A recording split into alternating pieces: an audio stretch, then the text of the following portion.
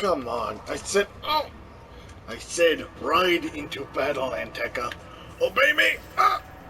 Okay, we'll try this one then. Oh! Come on, one of you is going to... Oh, forget this.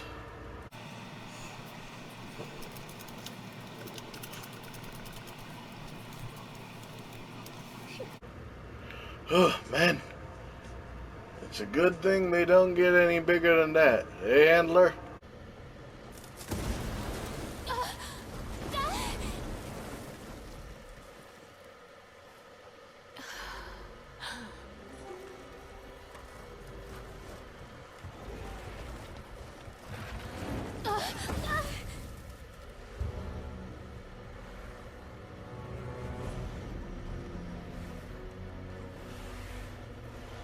Oh, no! The recently discovered Hoarfrost Reach is a wonderful and astounding place, filled with incredible wildlife adapted to survive in this harsh Arctic environment.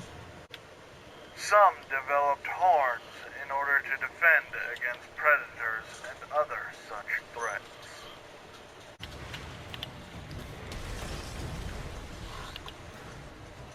And some learn to use the environment to their advantage. But then, there are some that take all of these adaptations and mesh them all together. And that's where Banbaro comes in.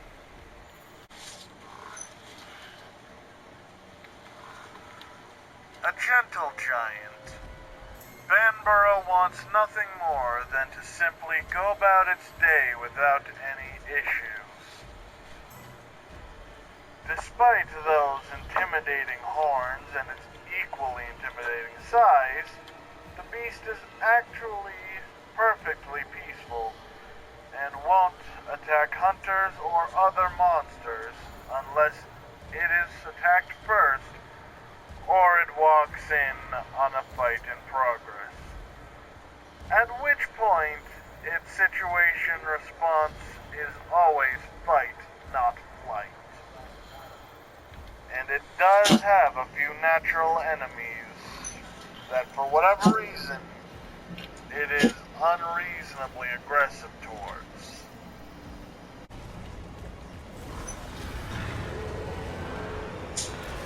The Barioth, the only predator with the size and power to match its own and throw it around like a rag doll,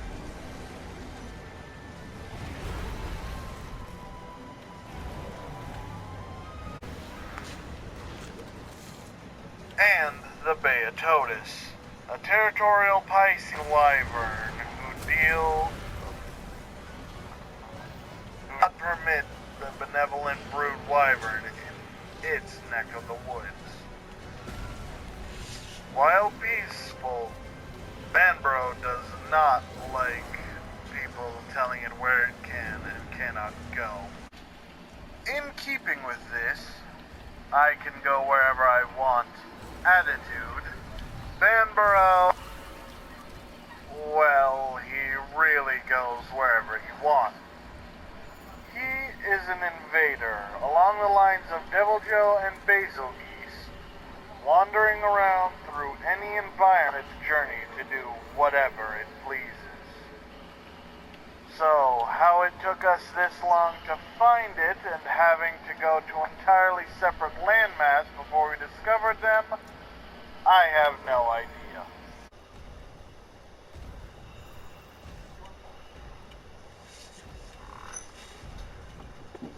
It even appears in the Elder's Recess, although I have no idea how they don't sweat to death with their thick, heavy fur in such a hot locale, especially its superheated and volcanic lower reaches.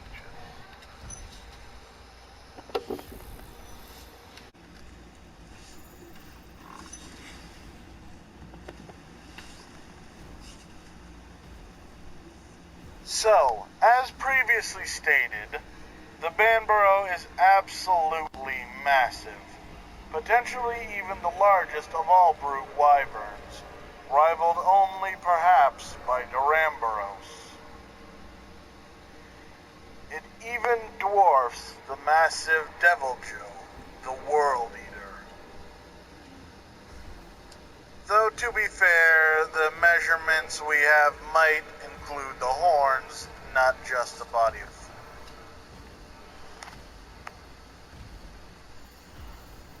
In fact, while this is only a theory and needs far more research to prove or disprove, I personally am of the school of thought that Banbaro is actually a close relative to the Deviljo, much similar to how the Therizinosaurs were actually close cousins of the Pterosaurs.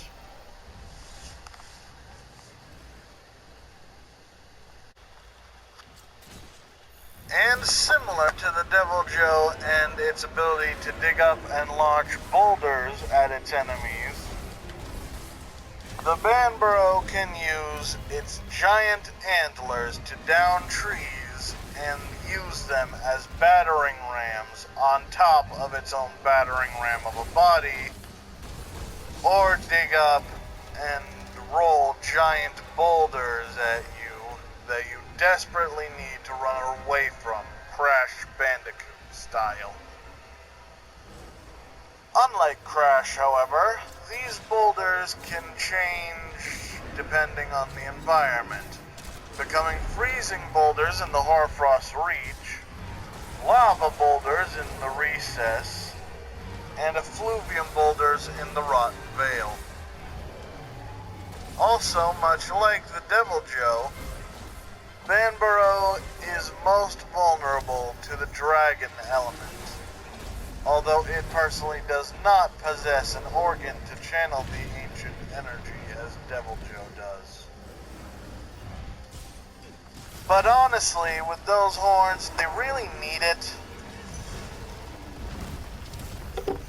A massive creature with thick, tough skin, tougher scales, and lots of muscle covered by a thick layer of fur that protects them from the cold, as well as providing cushioning from blunt objects and resistance from sharp objects and the teeth of predators. Only the massive fangs of a Barioth able to get through what would only be full of fur to other predators to do damage to the flesh below. It is very well adapted to go just about anywhere and take on anything it might run into. The only thing I do not understand about it is when it gets enraged. Well, this happens.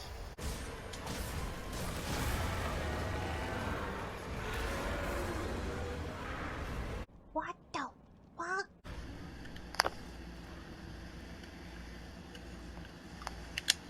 I mean, what?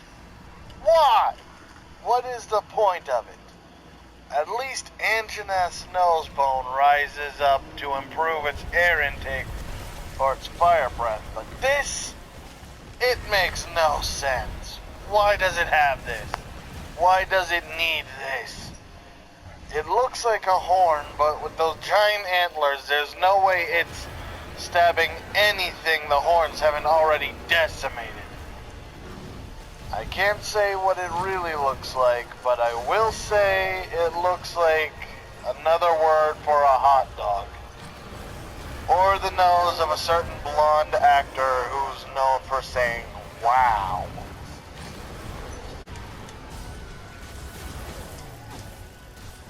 Known as the ferocious bull wyvern, Banbaro's fighting style certainly earns it this title. As you've no doubt discovered by now, its main method of attack is charging with those massive and deadly horns, occasionally picking up trees or giant boulders for extra impact as previously stated. While it doesn't often use this method of attack, its tail is massive and heavy, to counterbalance the weight of those massive antlers.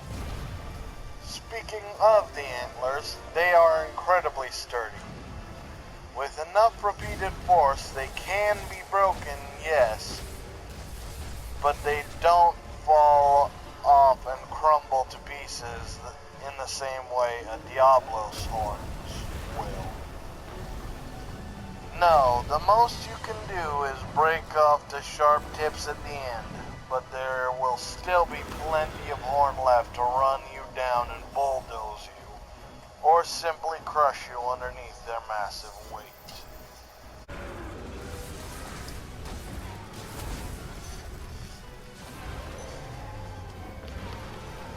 Of course, everything has a weakness, and Banbaro is no exception. Despite the fact the beast can enter climates of great heat, such as the Wildspire Waste and even the Elder's Recess, the creature is vulnerable to fire-based damage, as well as the dragon element, as stated earlier. And as one might guess, with all that weight on top of them, if you attack and weaken the legs and do enough damage, the creature will come toppling over on occasion. In all honesty, despite its large size and great strength for its size, it is surprisingly low on the threat level. Many hunters able to deal with them relatively easily.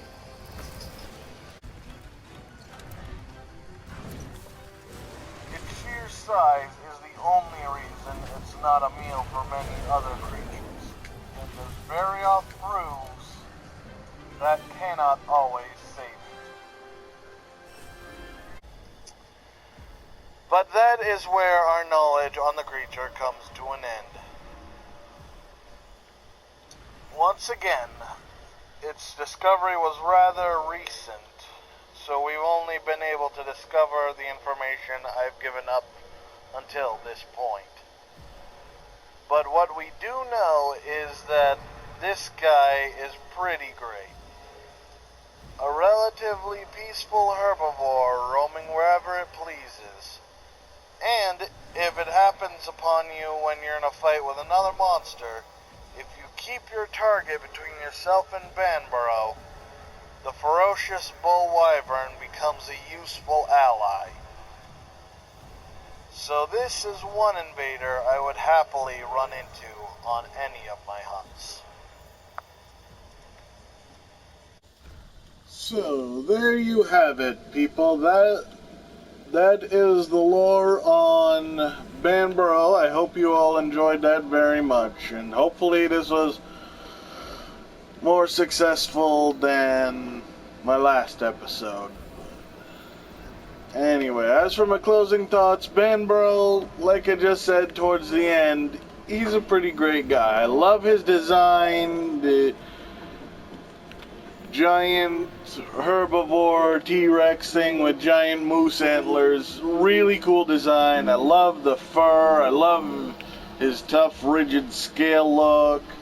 Like I said, the only thing I don't particularly care for is his weird nose thing, but that's only like maybe 25% of the time, so it gets a pass. The way it fights, pretty straightforward, but still enjoyable, still really cool, and I love how, as much as it's a pain in the butt, I really love how he can pick up boulders and just send them flying at you, or down some trees and make basically a wall that comes rushing at you that you really have to be on your toes to be able to get around it. It just tests your skill while not being too difficult. It's just all around really great monster, and I approve. And I hope to see him in many more Monster Hunter games in the future.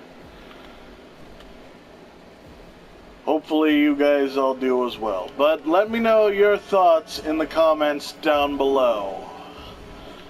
As for next time, I think we'll be taking a look at Toby Kadachi. Yes, I know some people have already made a lore for it, but that was pre-Iceborne, and we have nothing about Viper Toby, so hopefully I'll be able to clear up that gap. But for now, thank you all so much for watching. If you like this and want to see more, go ahead and slash that subscribe button. If you like this video, give a quick cut to the like button. Leave a comment down below. Remember to click the notification bell. Click the notification bell so you never miss it when I upload a video. And be sure to follow me on Twitter and Facebook. Then I'll see you in the next video. But until then, my people, stay sharp.